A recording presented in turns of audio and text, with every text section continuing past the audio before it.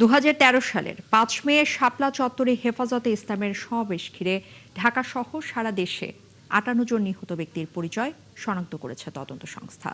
শুধু ঢাকাতেই ৩২ জনকে হত্যার প্রমাণ মিলেছে বলে জানিয়েছে চিফ প্রসিকিউটর।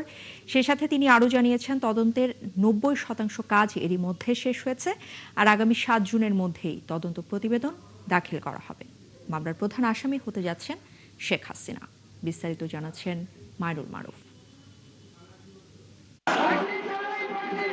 ২০১৩ সালের ৫ মে রাজধানীর মতিঝিলের শাপলা চত্বরে দিনভর অবস্থানের পর হেফাজতে ইসলামের সমাবেশে থাকা লাখ লাখ মানুষের উপর সন্ধ্যার পর শুরু হয় আইনশৃঙ্খলা বাহিনীর অভিযান। আলো নিভে চালানো সেই অভিযানে মুহূর্তে ছত্রভঙ্গ হয়ে পড়েন সমবেত জনতা। সেই অভিযানে হতাহতের দাবি দীর্ঘদিন নাকচ করে আসছিল তৎকালীন আওয়ামী লীগ সরকার। তবে লীগ সরকার পতনের পর তদন্তে উঠে এসেছে হতাহতের চিত্র। ট্রাইব্যুনালের তদন্ত সংস্থা জানিয়েছে, ঢাকা সহ দেশের ৪টি স্থানে ৫৮ জন নিহত হয়েছেন, যাদের পরিচয় শনাক্ত হয়েছে। দুপুরে নিজ কার্যালয়ে ব্রিফিংয়ে চিফ প্রসিকিউটর আমিনুল ইসলাম জানান, নিহতদের মধ্যে শুধু ঢাকাতেই ৩২ জন, এছাড়া নারায়ণগঞ্জে ২০ জন, চট্টগ্রামে ৫ জন এবং কুমিল্লায় ১ জন নিহত হন। সব মিলিয়ে আমরা এই পর্যন্ত প্রায় ৫৮ জনের নিহত হওয়ার ঘটনা আমরা শনাক্ত করতে পেরেছি। তাদের পরিচয় আমরা পেয়েছি। কয়েকজনের পোস্টমর্টেম রিপোর্ট তৎকালীন সময় হয়েছে, অধিকাংশ হয়নি, এবং তাদের পরিবারের নিহতদের পরিবারের সদস্যদের সাথে কথাবার্তা হয়েছে সবকিছু। চিফ প্রসিকিউটর বলেন, শাপলা চত্বর হত্যা মামলার প্রধান আসামি হচ্ছেন শেখ হাসিনা। পাশাপাশি ৩০ জনেরও বেশি আসামি হতে পারে বলে জানান তিনি। তৎকালীন সরকারের উদ্দেশ্য ছিল যে এই ইসলামিক এই গ্রুপটাকে বা এই সংগঠনটাকে হয়তো একেবারেই নিধন করে দেওয়া, এরকম থাকতে পারে, এবং তিনি হবেন সেটা হবেন। তিনি তার সংশ্লিষ্টতা আমরা পেয়েছি, এবং অন্যান্য বাহিনী প্রধানদের সংশ্লিষ্টতা আছে। যাদের সংশ্লিষ্টতা আছে আমরা সবাইকে নিয়ে আসবো। চিফ প্রসিকিউটর আরও জানান, তদন্তের ৯০% কাজ এরই মধ্যে শেষ হয়েছে।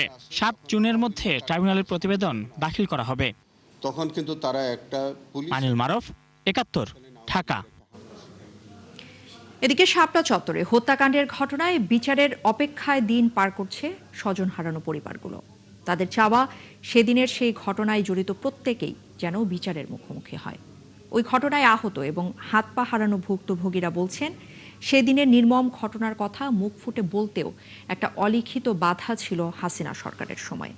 আরও জানাচ্ছেন শাহেদুজ্জামান সাকিব। ৫ মে ২০১৩ ইসলামী মূল্যবোধ রক্ষাসহ ১৩ দফা দাবিতে মতিঝিলের শাপলা চত্বরে হেফাজতে ইসলাম বাংলাদেশের সমাবেশ। যোগ দিয়েছিলেন সারা দেশ থেকে আসা সংগঠনটির অগণিত নেতাকর্মী। সংশ্লিষ্টদের দাবি, সেদিনের জনাকীর্ণ সমাবেশ পণ্ড করতে অভিযানের নামে রাতভর হত্যাযজ্ঞ চালিয়েছিল আইনশৃঙ্খলা রক্ষা বাহিনী। চোখের সামনে ঘটা ভয়াল সেসব ঘটনার সাক্ষী সিরাজগঞ্জের হাফেজ রাশেদুল ইসলাম। ধর্মীয় আবেগ থেকে সেদিনের সমাবেশে যোগ দিয়ে পা হারিয়েছেন তিনি। শেখ হাসিনা সরকারের সময় নির্মম সেসব ঘটনার কথা প্রকাশ্যে বলতেও পারেননি হাফেজ রাশেদ। নামাজ পড়ে সেখানে অবস্থান করি। রাত্রিতে যখন লাইট অফ করে দিয়ে অভিযান শুরু হয়, সে সময় দৈনিক বাংলা মোড় রাস্তায়, অর্থাৎ সোনালী ব্যাংকের পিছনের সাইটে 2 জন পোশাকধারী ব্যক্তির গুলিতে আমার ডান পা হারিয়ে যায়। হেফাজতের সমাবেশে স্বজন হারানো পরিবারগুলো এখনও বিচারের অপেক্ষায়। তাদের প্রত্যাশা, সেদিনের হত্যাকাণ্ডে নেতৃত্ব দেওয়া ও সহযোগিতা করা সকলেই যেন বিচারের মুখোমুখি হয়। সন্তান তুই গেছে 9 মাসের বাচ্চা ওটা মাদ্রাসার মধ্যে পড়ে, খালি আমার না, সাপলাসের যত আলেম শহীদ হয়েছে সমস্ত সবার বিচার চাই, আর একটা ছেলের লেগে না, সবার বিচার চাই। সেই ম্যাসাকারের সাথে জড়িত যারা আছেন তাদের সবার বিচার হওয়া উচিত। সেই মিডিয়াদেরও মিডিয়া ট্রায়ালে বসানো উচিত। মঙ্গলবার খেলাফত ছাত্র মজলিসের আয়োজনে শাপলা হত্যাকাণ্ড নিয়ে আলোকচিত্র প্রদর্শনী ঘুরে মায়ের ডাকের আহ্বায়ক সানজিদা ইসলাম তুলি বলেন, এই ঘটনার বিচার নিশ্চিতে সংসদে ভূমিকা রাখবেন তিনি। 5ই আগস্টের পরে কিন্তু 1-1.5 বছর চলে গেছে। ওই সময়টাতেও কিন্তু খুব বেশি রিমার্কেবল বিচার আমরা দেখিনি যে এটা নিয়ে। তো আইসিটি ট্রাইব্যুনালে চলমান আছে, ইনশাল্লাহ আশা করব যে বিচারের গতিতে যাবে এবং প্রত্যেকটা সত্য উঠে আসবে কতজন ভাই ছিলেন ওখানে। আলোকচিত্র প্রদর্শনীর উদ্বোধন করে হেফাজত নেতা মামুনুল হক বলেন, 2013 সালের শাপলা চত্বরে বাংলাদেশের সাংস্কৃতিক রাজনীতির বুনিয়াদ প্রতিষ্ঠিত হয়েছে। 2013 সালের শাপলা চত্বরের সেই বিপ্লব, শাপলা চত্বরের শাহাদাতের রক্ত, সেটা একটা পাটাতন তৈরি করেছিল, একটা ভিত তৈরি করেছিল। সেই ভিত এবং পাটাতনের উপর দাঁড়িয়েই 24 জুলাই বিপ্লব সংগঠিত হয়েছে। শাহেদুজ্জামান সাকিব, 71, ঢাকা। এবারে পরবর্তী প্রসঙ্গ। যুক্তরাষ্ট্রের সঙ্গে বহুল আলোচিত বাণিজ্য চুক্তি বাতিল করবে না সরকার, তবে এতে বাংলাদেশ ক্ষতিগ্রস্ত হলে তা সমাধানের সুযোগ চুক্তির মধ্যেই আছে বলে জানিয়েছেন বাণিজ্যমন্ত্রী। আর পররাষ্ট্রমন্ত্রীর দাবি, মার্কিন বাণিজ্য চুক্তিতে বাংলাদেশের স্বার্থ রক্ষা হয়েছে, তবে চুক্তির কোনো বিষয়ে প্রশ্ন উঠলে তা পররাষ্ট্র মন্ত্রণালয়ের মাধ্যমে সমাধানের কথা জানিয়েছেন পরিবেশ এবং জলবায়ু বিষয়ক মন্ত্রী। ঢাকা সফররত মার্কিন প্রতিনিধি দলের সাথে আলাদা বৈঠকে তারা এসব কথা জানিয়েছেন। শারমিন নীরা জানাচ্ছেন বিস্তারিত। গেল ফেব্রুয়ারিতে নির্বাচনের মাত্র 3 দিন আগে বাংলাদেশ ও যুক্তরাষ্ট্রের মধ্যে বাণিজ্য চুক্তি হয়। পরে এই চুক্তির শর্ত নিয়ে তৈরি হয় সমালোচনা। চুক্তিতে বাংলাদেশের উপর অনেকটা একতরফা বাধ্যবাধকতা আরোপ করা হয়েছে বলে অভিযোগ ওঠে।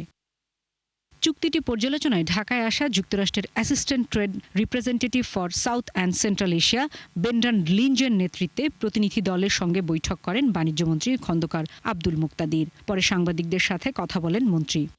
তিনি জানান, দুটি রাষ্ট্রের মধ্যে হওয়া চুক্তি চাইলেই ইচ্ছেমতো বাতিল করা যায় না। এই চুক্তির থেকে যতটুকু সম্ভব আগামী দিনে ট্রেড এবং ইনভেস্টমেন্টের জন্য আমরা আমাদের অনুকূলে চুক্তিটাকে কাজে লাগাতে পারি, সেটি হবে আমাদের আগামী দিনের প্রচেষ্টা। তবে চুক্তির কোনো ধারা বাংলাদেশের স্বার্থের অনুকূলে না থাকলে সেটি সংশোধনের বিধান এর মধ্যে আছে বলেও দাবি করেন। একটা চুক্তির সেলফ কেয়ারিং এলিমেন্ট থাকে, এই চুক্তিরও সেলফ কেয়ারিং এলিমেন্ট আছে। আমাদের কাছে যদি কোনো সময় মনে হয় যে এই চুক্তির কোনো একটি ধারা বা একাধিক ধারা যেটি বাংলাদেশের স্বার্থের অনুকূল না, সেটাকে কারেক্ট করার প্রভিশনও এই চুক্তির মধ্যেই আছে। সুতরাং এটি নিয়ে অহেতুক আপনাদের চিন্তান্বিত হওয়ার বা আতঙ্কিত না হওয়ার জন্য আমি অনুরোধ করব। পরে পররাষ্ট্রমন্ত্রী ডক্টর খলিলুর রহমানের সাথে বৈঠক করেন সফররত মার্কিন প্রতিনিধি দল। বৈঠক শেষে সাংবাদিকদের মন্ত্রী জানান, অন্য দেশের তুলনায় মার্কিন বাণিজ্য চুক্তিতে বাংলাদেশের স্বার্থ রক্ষা হয়েছে। আমরা তো একা এই চুক্তি করি নাই, বিশ্বের অন্যান্য দেশগুলো করেছে। ইন্দোনেশিয়া 231টাতে এইরকম সাল করেছে। সুতরাং বাংলাদেশের চুক্তিটি যখন পাঠ করবেন তখন ইন্দোনেশিয়া, ভিয়েতনাম, কম্বোডিয়া, অন্যান্য যারা চুক্তি করেছে তাদেরটা পাশে নিয়ে পাঠ করলে পরে আপনি জিনিসটা ভালো করে বুঝবেন। আমি বলবো যে আপনারা সবাই মিলে সেটা দেখেন। এ সময় প্রশ্নের জবাবে তিনি বলেন, আগামী মাসে ভারত ও চীন সফরে যেতে পারেন প্রধানমন্ত্রী তারেক রহমান। দৃঢ়তর করার জন্য উনি ওনার কমিটমেন্ট আছে। সেখান থেকে পরিবেশ মন্ত্রীর সাথে দেখা করেন যুক্তরাষ্ট্রের প্রতিনিধি দল। পরে পরিবেশ মন্ত্রী জানান, চুক্তিতে অসম কিছু থাকলে তা পররাষ্ট্র মন্ত্রণালয়ের মাধ্যমে জানানো হবে। যদি কোনো ইস্যু রেজ করে তাহলে সেটা উচিত হবে আমাদের পররাষ্ট্র মন্ত্রণালয়ের মাধ্যমে সেই ইস্যুগুলো ওনাদের সাথে টেক আপ করা। ঢাকায় মার্কিন দূতাবাস থেকে জানানো হয়েছে, বাংলাদেশের সাথে বাণিজ্য চুক্তি বাস্তবায়নে আগ্রহী যুক্তরাষ্ট্র। শারমিন নীরা, 71, ঢাকা। স্থানীয় সংসদ সদস্যদের সাথে সমন্বয় করেই জেলা প্রশাসকদের সব উন্নয়ন কর্মকাণ্ড এগিয়ে নেওয়ার নির্দেশনা দেওয়া হয়েছে, জানিয়েছেন স্থানীয় সরকার মন্ত্রী মির্জা ফখরুল ইসলাম আলমগীর। মঙ্গলবার দুপুরে ওসমানী স্মৃতি মিলনায়তনে ডিসি সম্মেলনে অংশ নিয়ে এসব কথা বলেন তিনি। আর এসব বাস্তবায়নের জন্য জনগণকে সাথে নিয়ে জেলা প্রশাসকদের কাজ করার নির্দেশনাও দেওয়া হয়েছে বলে জানিয়েছেন তিনি। আরও জানাচ্ছেন সাজিদ সরকার। রাজধানীর ওসমানী স্মৃতি মিলনায়তনে জেলা প্রশাসক সম্মেলনের তৃতীয় দিন সকাল 9টা থেকে শুরু হয় এই সম্মেলন। সম্মেলনের দ্বিতীয় অধিবেশনে জেলা প্রশাসকদের সাথে বৈঠক ও মতবিনিময় করেন পররাষ্ট্র প্রতিমন্ত্রী শামা ওবায়দ সহ মন্ত্রণালয়ের ঊর্ধ্বতন কর্মকর্তারা। বৈঠক শেষে সাংবাদিকদের এক প্রশ্নের জবাবে পররাষ্ট্র প্রতিমন্ত্রী জানান, অবৈধ অভিবাসন প্রক্রিয়া রোধ ও দালাল চক্রের মাধ্যমে বিদেশে বিপদে পড়া সহ প্রবাসীরা যে ধরনের সমস্যার সম্মুখীন হচ্ছে সেটি সেটি রোধে জেলা প্রশাসকদের ভূমিকার ব্যাপারে নির্দেশনা দেওয়া হয়েছে বলেও জানান প্রতিমন্ত্রী। এই সকল যদি আমাদের রোধ করতে হয় তাহলে আমাদের জেলার প্রশাসকদের একটা বড় ভূমিকা আছে অ্যাওয়ারনেস বিল্ডিংয়ে, সামাজিক একটি জাগরণ তৈরি করতে, যাতে আমাদের সাধারণ জনগণ যাতে এই ধরনের কাজ দিকে না যায়, এই সকল দালাল চক্রের হাতে না পড়ে, সেটাতে ওনাদের ভূমিকা আছে। এরপরেই জেলা প্রশাসকদের সাথে আরও একটি গুরুত্বপূর্ণ অধিবেশন অনুষ্ঠিত হয় স্থানীয় সরকার মন্ত্রণালয়ের সাথে। জেলা প্রশাসকদের উদ্দেশ্যে প্রধানমন্ত্রীর দেয়া প্রতিশ্রুতি বাস্তবায়নের বিষয়ে নির্দেশনা দেওয়া হয়েছে জানিয়ে স্থানীয় সরকার মন্ত্রী মির্জা ফখরুল ইসলাম আলমগীর জানান, সংসদ সদস্যদের সাথে জেলা প্রশাসকরা সমন্বয় করেই সব উন্নয়ন কাজ বাস্তবায়ন করবেন। আমরা সামগ্রিকভাবে যেটা দেখেছি যে গত 2 বছর না, গত 16 বছরে ইনফ্যাক্ট স্থানীয় সরকারের যে মূল যেটা একটা কমিউনিকেশন যেটাকে বলি, এই জায়গাটা অনেক ক্ষতিগ্রস্ত হয়েছে। সবচেয়ে দুর্ভাগ্যজনক হচ্ছে যে ব্যাপক আপনার দুর্নীতি হয়েছে। সেই বিষয়গুলো আমরা আমাদের মন্ত্রণালয়ের তরফ থেকে আমরা তদন্ত করব এবং একই সঙ্গে সেগুলো যেন ভবিষ্যতে না ঘটে সেটা আমরা দেখব এবং আমাদের প্রধানমন্ত্রী তারেক রহমান সহ যে কর্মসূচিগুলো আছে সেই কর্মসূচিগুলো বাস্তবায়িত করার চেষ্টাটা আমরা করব।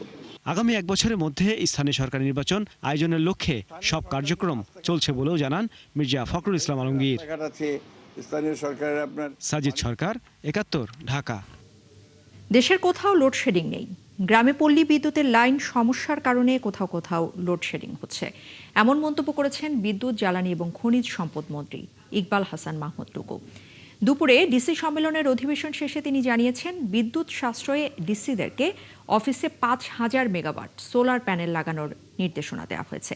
যারা জ্বালানির কৃত্রিম সংকট সৃষ্টি করেছে তাদের বিরুদ্ধে ব্যবস্থা নেওয়ার কথাও জানিয়েছেন মন্ত্রী। মোহাম্মদ হোসাইনের প্রতিবেদন। রাজধানীর ওসমানী স্মৃতি মিলনায়তনে জেলা প্রশাসক সম্মেলনের তৃতীয় দিন। এদিনও 8 বিভাগের কমিশনার ও 64 জেলার ডিসিদের সঙ্গে বিভিন্ন মন্ত্রণালয় ও বিভাগের মতবিনিময় চলে। মঙ্গলবার সকালে সম্মেলনের প্রথম অধিবেশনে প্রতিরক্ষা মন্ত্রণালয় ও সশস্ত্র বাহিনী বিভাগের সঙ্গে আলোচনা হয় ডিসিদের। পরে সাংবাদিকদের প্রধানমন্ত্রীর প্রতিরক্ষা উপদেষ্টা জানান, দেশের প্রয়োজনে সিভিল প্রশাসনের সঙ্গে সমন্বয় করে কাজ করতে সামরিক বাহিনীকে নির্দেশনা দেওয়া হয়েছে। বিগত ইলেকশনে সেনাবাহিনী এবং আমাদের যে জেলা প্রশাসক কিংবা সিভিল অ্যাডমিনিস্ট্রেশনের যে রোল এবং তারা যে হারমোনিতে কাজ করেছে, সেই হারমোনিটাকে আরও কীভাবে স্ট্রং করা যায়, পারস্পরিক আস্থা এবং বিশ্বাস আরও কীভাবে বৃদ্ধি করা যায়, সেই ব্যাপারে আমরা আলোচনা করেছি। দ্বিতীয় অধিবেশন শেষে মুক্তিযুদ্ধ বিষয়ক মন্ত্রণালয়ের প্রতিমন্ত্রী জানান, ফ্যাসিস্ট আমলে করা মুক্তিযোদ্ধার তালিকা নিয়ে অনিয়মের তদন্ত করা হচ্ছে। অসচ্ছল ও ভূমিহীন মুক্তিযোদ্ধাদের জন্য 30,000 আবাসন নির্মাণে কাজ করছে সরকার। মুক্তিযুদ্ধের তালিকা নিয়ে একটা বিষয় আছে, তারপরে এখানে যে বীর নিবাস নামে যে প্রজেক্টটি করা হয়েছে, আমাদের 30,000 আমাদের প্রকল্পের টার্গেট রয়েছে, এর মধ্যে 17,806টি নির্মাণ সম্পন্ন হয়েছে। অধিবেশন শেষে কথা বলেন বিদ্যুৎ, জ্বালানি ও খনিজ সম্পদ মন্ত্রী ইকবাল হাসান মাহমুদ টুকু। জানান, দেশে জ্বালানি তেলের কোনো সংকট নেই। যারা কৃত্রিম সংকট তৈরি করেছে সতর্ক করেন তাদের বিরুদ্ধে কঠোর ব্যবস্থা নেয়ার। তেলের কোনো সংকট কখনোই হয় নাই, এখনো হবে না, কখনোই হবে না, because I have got sufficient stock এবং আমরা পারচেজ করে যাচ্ছি। দেশের কোথাও লোডশেডিং নেই দাবি করে মন্ত্রী বলেন, বিদ্যুৎ সাশ্রয়ে ডিসিদেরকে অফিসে 5,000 মেগাওয়াট সোলার প্যানেল লাগানোর ব্যাপারে নির্দেশ দেওয়া হয়েছে। গ্রামে লোডশেডিং নাই, যেটা হয় আমাদের পল্লী বিদ্যুতের লাইনগুলো অনেক লম্বা লম্বা, কোথাও যদি ফল্ট হয়ে যায়, বিদ্যুৎ ফ্লিপ করলে ওই ফল্ট লোকেট করতে তার টাইম লাগে, সেই জন্য বিদ্যুৎটা আসে না, আবার লাইন ঠিক হয়ে গেলে বিদ্যুৎ চলে আসে। আমাদের যে সোলার যে আমাদের প্ল্যান আছে 5,000 মেগাওয়াট মিনিমাম করার জন্য এই 5 বছরে, সেটা ডিসি সাহেবদের প্রত্যেকটা অফিসে এবং জেলার প্রত্যেকটা অফিসে রুফটপে এটা লাগানোর জন্য বলা হয়েছে। এছাড়া মাঠ পর্যায়ে সাইবার নিরাপত্তা নিশ্চিত ও গুজব প্রতিরোধে জেলা প্রশাসকদের প্রয়োজনীয় নির্দেশনা দিয়েছে ডাক, টেলিযোগাযোগ ও তথ্য প্রযুক্তি এবং বিজ্ঞান ও প্রযুক্তি মন্ত্রণালয়। মোহাম্মদ হোসাইন, ৭১, ঢাকা।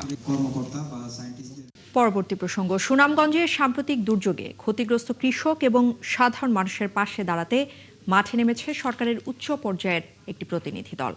ক্ষয়ক্ষতির বাস্তব চিত্র পরিদর্শন, ত্রাণ কার্যক্রমের তদারকি এবং পরবর্তী পরিকল্পনা নির্ধারণে চলছে সরেজমিন কার্যক্রম। আর ক্ষয়ক্ষতি নিয়ে মতভেদ এবং ত্রাণ তালিকায় অসঙ্গতি থাকায় 1 সপ্তাহের মধ্যে নতুন তালিকা তৈরি করতে স্থানীয় প্রশাসনকে নির্দেশনা দিয়েছেন দুর্যোগ এবং ত্রাণমন্ত্রী। সুনামগঞ্জ থেকে সবুজ মাহমুদ জানাচ্ছেন বিস্তারিত। সুনামগঞ্জে দুর্যোগে ক্ষতিগ্রস্ত কৃষকদের সহায়তায় প্রধানমন্ত্রীর নির্দেশনায় 2 মন্ত্রণালয়ের মন্ত্রী, প্রধানমন্ত্রীর মুখ্য সচিব ও অর্থ ও পরিকল্পনা উপদেষ্টা মঙ্গলবার ছুটে যান সুনামগঞ্জে। বিশম্বরপুরে 3 মাসব্যাপী মানবিক সহায়তা কার্যক্রমের উদ্বোধন করেন তারা। তবে ত্রাণ বিতরণের তালিকা সঠিকভাবে প্রস্তুত না হওয়ায় নতুন করে তালিকা তৈরির জন্য 1 সপ্তাহ সময় বেঁধে দেওয়া হয়েছে। প্রয়োজন রয়েছে, প্রতি বছরেই এই ধরনের ঘটনা ঘটবে আর কৃষকরা ক্ষতিগ্রস্ত হবে, এটা তো কোনো অবস্থাতে মেনে নেওয়া যায় না। তো এই পরিকল্পনাটা স্বল্পমেয়াদী, মধ্যমেয়াদী, দীর্ঘমেয়াদী করতে হবে। অন্যদিকে কৃষিমন্ত্রী বলেছেন, সরকার চায় প্রকৃত ক্ষতিগ্রস্ত কৃষকরাই যেন সহায়তা পান। এজন্য সবাইকে দায়িত্বশীল ভূমিকা রাখার আহ্বান জানান তিনি। কিভাবে, কোথায়, কোন দিক দিয়ে ড্রেনেজ করলে পরে পানি সরে যাবে, ফসলের ক্ষতি হবে না, আমার মনে হয় অনেক সফিস্টিকেটেড এই লাইনের ইঞ্জিনিয়ারের আছে। আমাদের মূল টার্গেট থাকলো আগামী দিনে যেন এই হাওড়ের চাষিরা যেন এই ধরনের ক্ষতিগ্রস্তের মুখোমুখি না হয়। বক্তারা জানান, হাওর অঞ্চলের ক্ষতিগ্রস্ত কৃষকদের বিষয়ে প্রধানমন্ত্রী গভীরভাবে উদ্বিগ্ন, তাই দ্রুত পরিস্থিতি মোকাবিলায় উচ্চ পর্যায়ের এই দল পাঠানো হয়েছে। তবে ক্ষয়ক্ষতির পরিসংখ্যান নিয়ে মতভেদ আছে। কৃষি বিভাগের দাবি 80% কৃষক ইতোমধ্যে ধান ঘরে তুলতে পেরেছেন, কিন্তু স্থানীয় কৃষক, রাজনৈতিক নেতা এবং সাংবাদিকদের অভিযোগ এই তথ্য সঠিক নয়। তারেক রহমান স্যার যা কইছে সম্পূর্ণ সত্য, আর তার কৃতজ্ঞতা জানাই আমি শেষ করতে পারতেছি না। কৃষকে কিছু খারছে, খাটার ভরে দিয়ে শুকাইতে পারছে না, প্রায় 1 সপ্তাহ বাদ দিয়ে। এই কারণে গেরা আইছে। বামদের পানির কারণে আমরা ক্ষেত তোলে গেছে, মনে করেন খালি ধান থুরির মুখ হয়েছে, তো এই হিসেবে আমরা মনে করেন ধান আমরা কাটতে পারি না। দুর্যোগ ব্যবস্থাপনা মন্ত্রণালয়ের তথ্য অনুযায়ী ক্ষতিগ্রস্ত 500 পরিবারের জন্য 1 মাসের মানবিক সহায়তা হিসেবে 10 মেট্রিক টন চাল এবং 25 লাখ টাকা বরাদ্দ হয়েছে, যা 3 মাস চলবে। বন্যার পানিতে ফসল তলিয়ে যাওয়ায় দিশেহারা হাওরের কৃষকরা। ত্রাণ কার্যক্রম জোরদারের পাশাপাশি সঠিক তালিকা প্রণয়নের মাধ্যমে প্রকৃত ক্ষতিগ্রস্তদের সহায়তা দেওয়ার আশ্বাস দিয়েছে সরকার।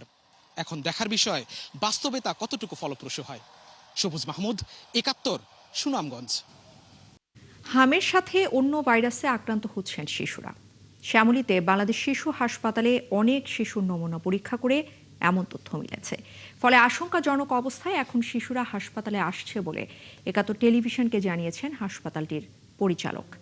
এদিকে হামের শিশুদের চিকিৎসা দিতে গিয়ে অন্যান্য রোগে আক্রান্ত শিশুদের চিকিৎসা ব্যাহত হচ্ছে বলেও জানান চিকিৎসকরা। এদিকে গত 24 ঘন্টায় হাম এবং এর উপসর্গ নিয়ে 6 শিশু মারা গেছে, আর হাসপাতালে ভর্তি 1445 জন। হিমেল মাহবুবের প্রতিবেদন। হামের টিকার লক্ষ্যমাত্রায় 81% পূরণ হয়েছে, তাই স্বাস্থ্যমন্ত্রীর আশা 2 সপ্তাহের মধ্যে কমে আসবে সংক্রমণ। এই অবস্থায় সোমবার একদিনে হামে আক্রান্ত এবং মৃত্যু রেকর্ড হয়েছে। এমন হয় যে আপনি ভেন্টিলেটর, নিউনেটাল ভেন্টিলেটর সাপোর্ট দিলেও আপনি রোগী বাঁচাইতে পারবেন না, কারণ লাং এমন ড্যামেজ হয়ে অনেক রোগী আছে। এই ধরনের কেস তো আল্লাহ না বাঁচাইলে ডাক্তাররা বাঁচাইতে পারবেন না। সংক্রমণ বাড়ছে চট্টগ্রাম, রাজশাহী ও বরিশাল বিভাগে। রাজধানীর শ্যামলী শিশু হাসপাতালে গিয়ে দেখা গেল 70 শয্যার হাম ওয়ার্ডে রোগী ভর্তি 92 জন, আর 14টি আইসিইউ এর একটিও খালি নেই। আমাদের আইসিইউতে যে বেড, আমাদের ডেডিকেটেড বেড, এর বাইরে রোগী নিতে গেলে আমি তো কোথায় চিকিৎসা করব? প্লাস আমার অন্য রোগী কিন্তু অলরেডি সাফার হচ্ছে, সুস্থ হয়েও বাড়িতে গিয়ে আবার অসুস্থ হতে পারে, এটা আমরা পাচ্ছি। হাসপাতাল কর্তৃপক্ষ বলছে এখন বেশিরভাগ শিশু হামের সাথে অন্যান্য ভাইরাসে আক্রান্ত হচ্ছে, ফলে আশঙ্কাজনক অবস্থায় শিশুদের হাসপাতালে আনা হচ্ছে। এই মিজেস ভাইরাসের পাশাপাশি কিন্তু আরও এডিনো ভাইরাস আছে, বোকা ভাইরাস আছে, আরও অনেক ভাইরাস আছে। এই এডিনো ভাইরাস কিন্তু খারাপ। আমরা বেশ কিছু বাচ্চা তো সব জায়গায় টেস্ট হয় না, আমার মানে সোয়াবটা নিয়ে টেস্ট করে দেখতে পেয়েছি যে এডিনো ভাইরাস পাওয়া যায়। যদি মিজেসের সাথে এডিনো ভাইরাস থাকে তাহলে কিন্তু তার জন্য আউটকামটা খারাপ, কঠিন হয়ে যায়, তার বাঁচানো বা তার চিকিৎসা কঠিন হয়ে যায়। এদিকে হাসপাতালটির বহির্বিভাগে প্রতিদিন 1,500-এরও বেশি শিশু নানা সমস্যা নিয়ে আসছে। হামের জন্য আলাদা ওয়ার্ড করায় অন্য রোগে আক্রান্ত শিশুদের সেবা ব্যাহত হচ্ছে। প্রতিদিন প্রায় 1-1.5 হাজার রোগী বহির্বিভাগে দেখতে হয়। সবার ভর্তি হতে পারে না, কারণ স্থান সংকুলান হয় না। হামের কারণে আসলে আরেকটু ডিফিকাল্ট হয়ে গেছে সবার ভর্তি হওয়া।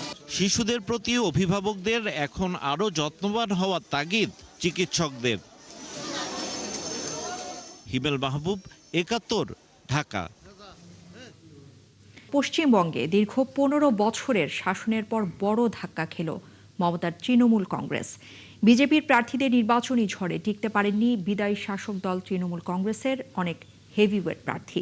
দলটির প্রধান মমতা বন্দ্যোপাধ্যায় নিজেও ধরাশায়ী রয়েছেন বিজেপি নেতা শুভেন্দুর কাছে। বিস্তারিত আরিসুল ইসলামের প্রতিবেদনে। পশ্চিমবঙ্গের বিধানসভা নির্বাচনে এবারে উল্টে গেছে রাজনৈতিক সব সমীকরণ। তৃণমূল কংগ্রেসের শক্ত ঘাঁটিগুলোতে একের পর এক ধস, আর সেই সুযোগেই শক্তিশালী উত্থান বিজেপির। সবচেয়ে বড় চমক, তৃণমূল নেত্রী ও বিদায়ী মুখ্যমন্ত্রী মমতা বন্দ্যোপাধ্যায়ের নির্বাচনে ভরাডুবি। ভবানীপুর আসনে বিজেপি নেতা শুভেন্দু অধিকারীর কাছে 15,000-এরও বেশি ভোটে হেরেছেন মমতা। শুধু ভবানীপুর নয়, নন্দীগ্রাম থেকেও জয় পেয়েছেন শুভেন্দু। তৃণমূলের একাধিক হেভিওয়েট প্রার্থীরও একই পরিণতি হয়েছে। বিধাননগরে সুজিত বসু, দমদম উত্তরে চন্দ্রিমা ভট্টাচার্য, বরাহনগরে সায়ন্তিকা বন্দ্যোপাধ্যায় সবাই হেরেছেন বিজেপির প্রার্থীদের কাছে। চলচ্চিত্র পরিচালক রাজ চক্রবর্তী, দেবাশিস কুমার, টালিগঞ্জে অরূপ বিশ্বাস তারকারাও দাঁড়াতে পারেনি বিজেপির নির্বাচনী ঝড়ে। বিজেপির কাছে হেরেছেন শশী পাঁজা, রত্না চট্টোপাধ্যায়, অতীন ঘোষের মতো তৃণমূলের প্রার্থীরা। মানিকতলা, দমদমের মতো তৃণমূলের শক্ত ঘাঁটিতেও ভাঙন ধরেছে। উত্তরবঙ্গেও একই চিত্র। পরেশচন্দ্র অধিকারী, উদয়ন গুহ, স্বপ্না বর্মন সবাই পরাজিত। শিলিগুড়িতে গৌতম দেব ও বালুরঘাটে অর্পিতা ঘোষের বড় ব্যবধানে হার এই ধারাকে আরও স্পষ্ট করেছে। 2011 সালে 34 বছরের বাম শাসনের অবসান ঘটিয়ে ক্ষমতায় এসেছিল তৃণমূল কংগ্রেস, কিন্তু 15 বছর পর সেই দলই এবার বড় ধাক্কা খেল মোদী শিবিরের কাছে। আরিসুল ইসলাম, ৭১। দর্শক, চলছে সংবাদ সংযোগ। সরাসরি সংবাদ অনুষ্ঠান দেখতে চোখ রাখবেন ৭১ ফেসবুক পেজে এবং সাবস্ক্রাইব করবেন ৭১ ইউটিউব চ্যানেল। থাকবেন ৭১-এর সাথে।